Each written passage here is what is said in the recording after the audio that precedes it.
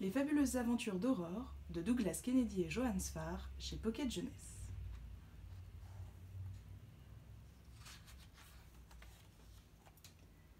Cet après-midi dans la rue, j'ai vu 3 terreurs venir vers nous. Elles nous ont souri. Mauvais signe. Quand des terreurs sourient comme ça veut dire on va bien rigoler. Nous, moi et ma sœur Émilie. Elle a 14 ans, 3 ans de plus que moi. Quand elle a reconnu ces pestes, elle est devenue toute pâle. Elles sont dans la même classe qu'elle et elles la terrorisent. C'est exactement ce qu'elles veulent, que tu aies peur.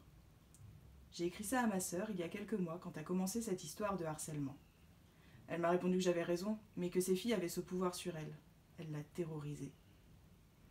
C'est pour ça que, quand elle les a vues venir vers nous, elle m'a dit tout bas « On traverse !»« Vous allez où comme ça ?» criait Dorothée, la chef. Émilie s'est arrêtée net, pétrifiée. Je l'ai prise par la main pour continuer à marcher. Mais Dorothée et sa bande nous ont encerclés. Bébé Émilie est sortie faire un tour avec sa gogole de sœur, elle a lancé. Ses 2 copines ont ri, comme chaque fois qu'elle dit quelque chose de méchant. Émilie s'est mise à trembler. J'ai serré fort sa main et j'ai fixé Dorothée droit dans les yeux. « Regardez-moi cette débile qui se prend pour une dure !» s'est exclamée Dorothée.